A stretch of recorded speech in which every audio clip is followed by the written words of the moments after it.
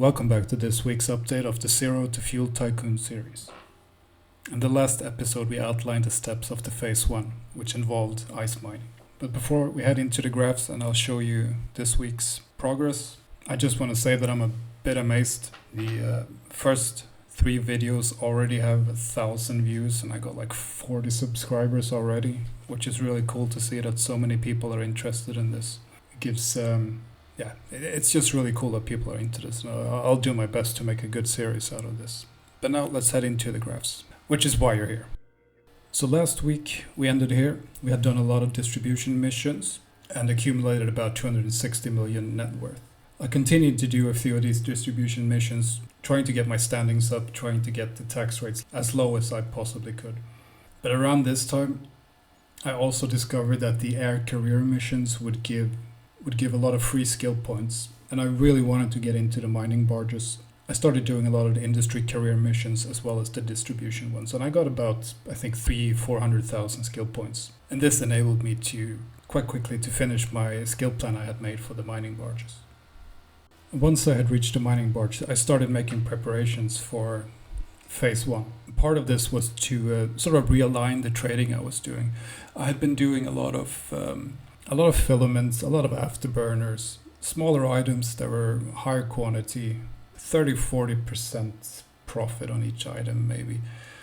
But now I started looking at a bit more expensive items that would maybe only sell for 3 or 4 pieces, but they would have higher margins and be in the 5-10 million ranges. You can clearly see that here.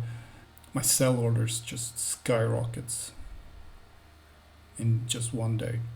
And the next day I had accumulated enough to buy my first mining barge, the Procurer. You can see it here when my assets skyrocket. But the thing about this trading as well is that will allow me to not have to PvP as much in Jita. Because I really don't like hanging out in Jita. It's super laggy and just annoying to do the +-1 on orders. So this is a nicer way you can just chill a bit with having to update the orders and let them run for longer. But the next order of business, of course, after getting to Procure was to train all the relevant skills.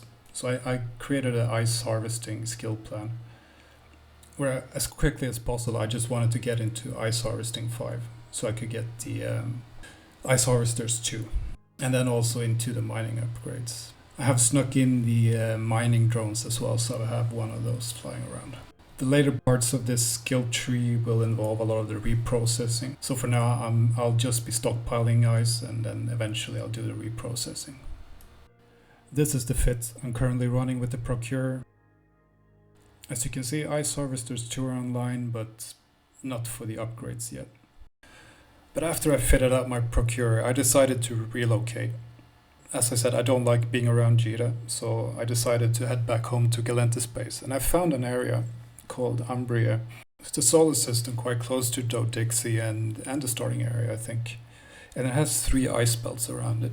But it's also a good spot for my future plans because it is kinda in the center of all of High 6. You have about 20-30 jumps out to everything. But I have been out mining quite a bit and it's kinda cool. I run into some cool people. There was this guy, I'll show it on the screen, Elena1. This was the first person that I ran into that had a Orca fully fit when a couple of multi-boxing is set up, and he or she was really friendly and showed me the ropes how to do it a bit, and I decided to give this person a shout out. So if you run into them, just say hi and be friendly. Just a cool person. But I run into loads of people in the belts. I guess it gets a bit lonely out there. Hasn't been any ganks yet, so I'm still waiting a bit for that. We'll see how I'll be able to handle it. That's why I got a Procurer, so I'll be a bit bulkier, but we'll see. So far I've been able to mine a lot of compressed blue ice because I'm in Galenta Space, but 433 pieces, which is about 120 million ISK, and a tiny bit of white glaze. I don't know why we found that. I've also bought all the blueprints for the fuel blocks, and I've started doing the research on them. But over these last few days, my net worth has really skyrocketed, with partly due to the mining and buying all these expensive chips, and also the newly found trading. So here on Geoassets, I'm closing in on 1 billion I've also decided not to sell any of the ice because I didn't feel like I needed to. Actually, the trading is going so well, so I'm still making tons of money while I'm doing this, so I can just stockpile all the ice for now. And that's also the plan for the coming week. Do a lot of ice mining, train up all the skills, maybe see if I can get some skill boosts from a few missions. And once I feel I got that down and have a bit of a stockpile, I will move on to planetary industry. Because if I read it correctly, you don't actually need that much money to start it, as I thought. You only needed the command centers, if I got it right. But we'll see. That will be phase 2, I guess, after phase 1 is finished. And of course, phase 3 will be the actual industry of it, trying to put it all together and making the fuel blocks. And phase 4 and 5 will probably be regional trading and scaling it up and adding alts or opening up the corporation for players, or we'll have to see what feels right in the moment. But again, it's really cool to see so many people. I hope you enjoy it. If you have any input, just let me know, and I'll try and make it as cool as I can for you guys. I know you like graphs and stuff, so I'll put some effort into that once we start getting some numbers going. But for now, thanks again, and hopefully I'll see you next week.